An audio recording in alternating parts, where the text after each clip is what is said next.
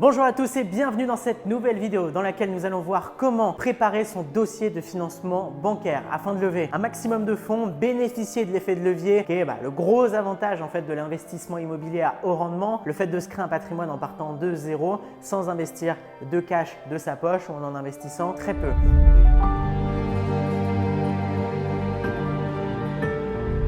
Et pour cela, il faut savoir comment lever de l'argent. Alors aujourd'hui, je ne vais pas vous parler des conditions bancaires, de comment négocier justement son prêt. J'ai déjà fait pas mal de vidéos à ce sujet. L'objectif est de parler du dossier de financement et de vous parler de la présentation justement de votre projet, de votre situation lors du premier rendez-vous avec le banquier qui vous financera ou pas. Voilà. Avant toute chose, si ce n'est pas déjà fait, abonnez-vous à la chaîne YouTube pour ne rater aucune de mes futures vidéos.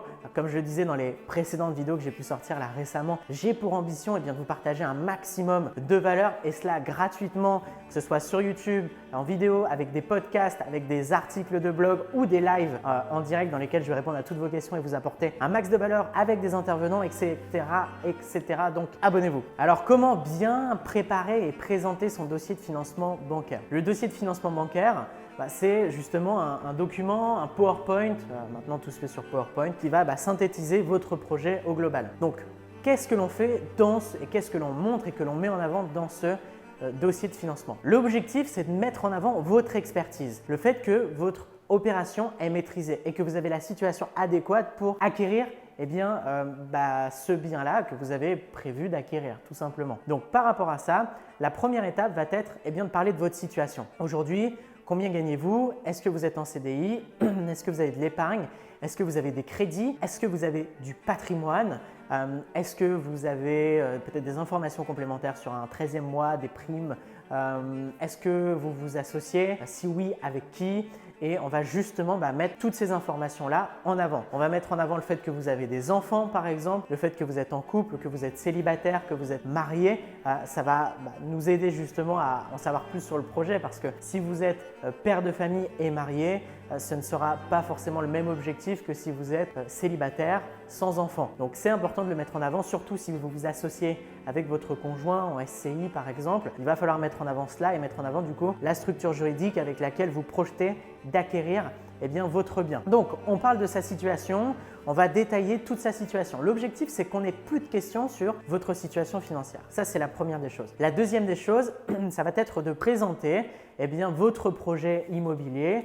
Donc quel est le projet, combien de mètres carrés, quel emplacement, quel type d'exploitation, quel objectif, combien de cash flow, le coût d'acquisition, les travaux, les frais de notaire, peut-être le coût de l'ameublement s'il y en a si vous faites de la location meublée et qu'il n'est pas déjà meublé. Vous allez mettre tout ça en avant et vous allez mettre en avant le coût d'acquisition au global. Donc on a parlé de notre situation, on parle du projet dans les grandes lignes et ensuite on va rentrer dans les détails. Donc on rentre dans les détails en parlant de l'étude de marché pour aller confirmer le fait que ce que l'on met en avant n'est pas sorti de notre chapeau, n'est pas sorti de notre imaginaire. L'étude de marché vient affirmer le fait que vous êtes un expert et que votre opération est maîtrisée. Si vous dites au banquier « mon bien va générer 2500 € de loyer mensuel », c'est très bien, mais qu'est-ce qui vous empêche de dire qu'il va générer 5000? Rien du tout. Donc, vous pouvez donner le chiffre que vous voulez. Maintenant, dans les faits, est-ce qu'il se louera réellement 5000 ou 2500? Peut-être pas. Peut-être que le marché a décidé que ça se louerait 1800. Et c'est pour ça qu'il est important de faire une étude de marché. Donc, l'étude de marché, je fais un maximum de live et de vidéos là-dessus. Donc, vous pouvez les trouver sur cette chaîne YouTube. Et c'est de l'analyse micro, macroéconomique, démographique, analyse concurrentielle, définition de la valeur locative et définition de la demande locative. Et c'est ces deux derniers points qui vont nous intéresser, qui sont confortés par l'analyse micro, macroéconomique et concurrentielle pour être sûr que justement c'est viable, c'est le fait de savoir la valeur locative, mais la demande locative. Parce que pouvoir louer 3 chambres de colocation à 400 € la chambre, c'est bien. Mais si c'est loué 7 mois sur 12, la rentabilité n'est plus la même. Donc vous devez mettre en avant ça. Des fausses annonces, l'analyse concurrentielle, le fait justement d'avoir été creusé sur l'attractivité de la ville, sur peut-être le pourcentage de résidence principale et de locataires propriétaires, l'âge moyen, les pôles d'attractivité professionnelle, étudiants, enfin bref, il y a énormément de choses à checker. Vous mettez tout ça en avant. Vous allez aussi mettre en avant le fait qu'il y a un prix au mètre carré moyen sur votre marché à peut-être 2005 et que vous achetez 1009 et vous allez calculer une plus-value potentielle. Donc on va mettre ça en avant et ensuite on va mettre en avant un prévisionnel. Un prévisionnel détaillé sur plusieurs pages moi, ce que j'utilise personnellement pour faire ce type de prévisionnel, c'est Rendement Locatif. C'est très très simple. Ce que je vais faire en fait, c'est que je vais me connecter sur Rendement Locatif. Je mets toutes mes informations personnelles, les informations du bien, ma fiscalité. J'édite un prévisionnel et ça me sort en fait un prévisionnel à l'euro près en prenant en compte ma fiscalité par rapport à ma situation.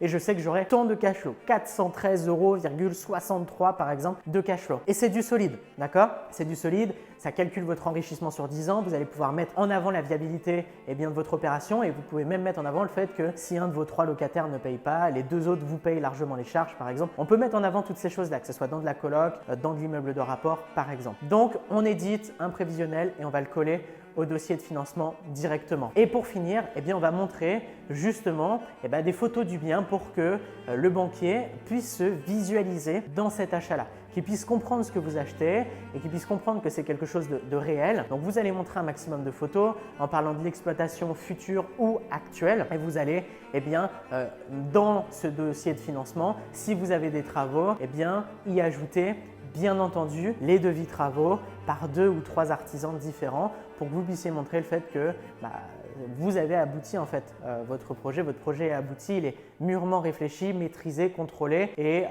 ça va créer de la rassurance, ça va rajouter justement de la confiance et vous pourrez avoir un financement avec des conditions d'obtention de prêt beaucoup plus favorables que la personne qui vient en touriste, a une idée globale des travaux mais ne sait pas réellement combien ça va coûter à l'euro près et donc n'a pas maîtrise totale de son opération. Donc voilà, j'espère que cette vidéo vous permet d'y voir plus clair sur la présentation et la création d'un dossier de financement pour votre financement bancaire, ce qui va vous permettre de financer tout simplement vos opérations. C'est un peu le nerf de la guerre, le financement. Si vous avez l'opération la plus rentable du monde mais que vous ne trouvez pas de financement, vous ne pourrez tout simplement pas l'acheter. Donc, ça ne servira à rien. Alors, mettez du focus sur cette étape-là. Mettez de la conscience aussi sur la création de votre dossier de financement parce que c'est quelque chose qui est souvent bâclé ou que l'on fait passer au second plan et pourtant très important et très intéressant pour négocier les conditions d'obtention de financement, que ce soit peut-être un report de crédit, que ce soit peut-être un taux favorable au niveau aussi du rapatriement justement de vos comptes bancaires et avec la relation long terme que vous allez avoir avec votre banquier, le fait de la travailler justement pour qu'elle soit solide et qu'il puisse vous financer les yeux fermés vos prochaines opérations. Ça, c'est super important. Alors, si vous souhaitez aller plus loin et avoir un visuel sur la stratégie globale, je vous invite à vous inscrire à la masterclass les 9 étapes pour vous créer une retraite anticipée avec l'immobilier à haut rendement. C'est dans la description, vous mettez votre prénom, votre email et vous aurez accès à cette vidéo dans laquelle je vous partage énormément de valeur. Si vous avez apprécié cette vidéo, mettez-moi un like pour me soutenir et abonnez-vous à la chaîne YouTube si ce n'est pas encore déjà fait. Aussi, vous pouvez me poser toutes les questions que vous souhaitez dans les commentaires. Je vous lirai et je vous répondrai avec grand plaisir. C'était Baptiste, je vous dis à très vite pour une prochaine vidéo. Ciao, ciao!